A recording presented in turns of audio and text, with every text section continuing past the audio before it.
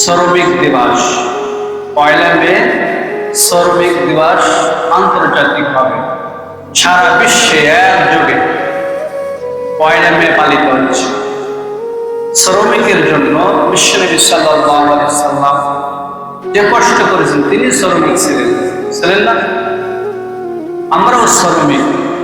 এই জন্য দিনটাকে বিশেষ করে স্মরণ করে আমরা বলতে চাই, যেসব শ্রমিক ভাইরা কাজ করে দেশে এবং দেশের বাইরে, সুবহানাহু ওয়া তাআলা তাদেরকে সকলকে আল্লাহ তাআলা ইবাদত করে যেন সঠিক কাজ করে তার মজুরি যেন নির্ধারিত করে, আল্লাহ সুবহানাহু ওয়া তাআলা সেই তৌফিক দান করে। আল্লাহুম্মা আমিন। বিশেষ করে যারা মজুরিয়া, যারা মহাজন, এদের সুসম্পন্ন থাকার দরকার আছে না নাই? আপনি শ্রমিকদের কাজ করে নিলেন,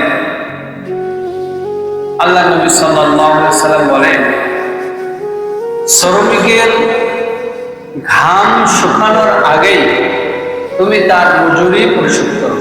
সুবহানাল্লাহ। কে বলছেন? আল্লাহ সুবহানাহু ওয়া তাআলা বলছেন যে শ্রমিক যাদের তুমি কাজ করায় নাও, এদের শরীরের ঘাম শুকানোর আগে তাদের মজুরি পরিশোধ করো। সুবহানাল্লাহ।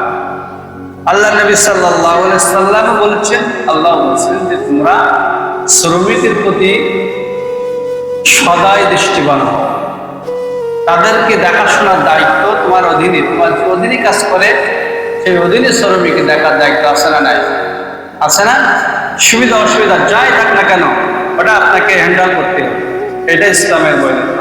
আল্লাহ সুবহানাহু ওয়া তাআলা এই শ্রমিক দিবসে প্রত্যেকটা শ্রমিককে আল্লাহ যেন সুখী এবং শান্তিতে রাখুন এবং তাদের বিনা এবং মজুরিটা সঠিকভাবে যেন তারা নিতে পারে, আল্লাহ পাক সেই তৌফিক দান করুক। উভয়কে আল্লাহ পাক, মালিক মহাজন উভয়কে আল্লাহ পাক রহমতের সায়াতে দান করুক, বলেন আমিন।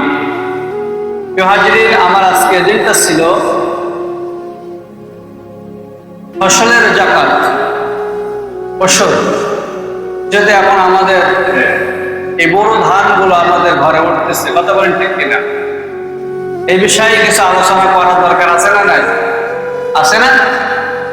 যেমন আল্লাহ নবী সাল্লাল্লাহু আলাইহি সাল্লাম বলেন, বুনিয়াল ইসলাম খামসুন শাহাদাতু আল্লা ইলাহা ইল্লাল্লাহ ওয়া ইকামুস সালাত ওয়া আতাউজ যাকাত ওয়াল হজ্জ সাওম রমাদান। 5টা স্তম্ভের ভিতরে যাকাত আছে না নাই? এটা ফরজ না ওয়াজিব না নফল? ফরজ। হজ করা কি?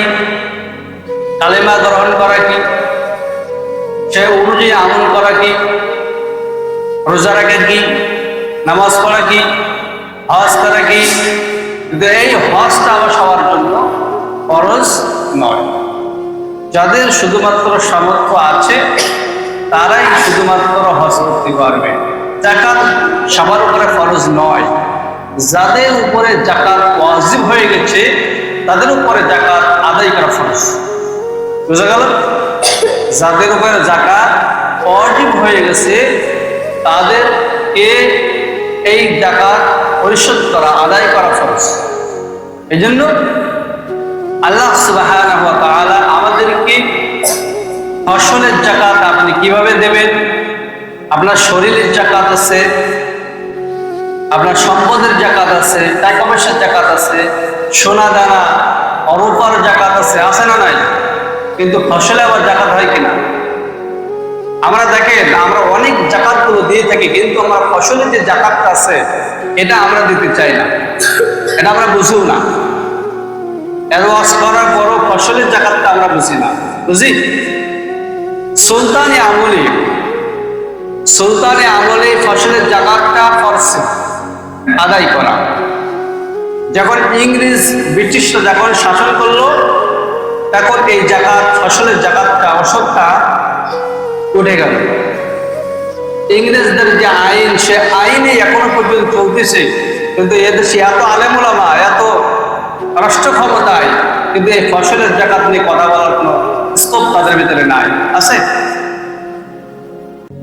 এই জন্য যেমনি ভাবে আপনার উপরে রোজা রাখা ফরজ, যেমনি আপনার উপরে নামাজ পড়া ফরজ, যেমনি আপনার উপরে কালেমা পড়া ফরজ, যেমনি আপনার উপরে হজ করা ফরজ, ঠিক তেমনি আপনার উপরে যাকাত দেওয়াও ফরজ।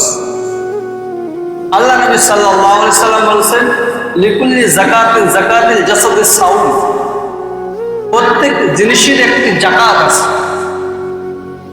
আপনি যাই ব্যবহার করেন প্রত্যেকটা জিনিসের একটা যাকাত আছে, তেমনি শরীরেরও একটা যাকাত আছে, সেটা হলো রমজান, রমজানের রোজা রাখা। প্লিজ সাইলেন্ট, আমার দিকে খেয়াল করেন, খুব গুরুত্বপূর্ণ আলোচনা। তাহলে রমজানে রোজা রাখা আমাদের উপর কি ফরজ?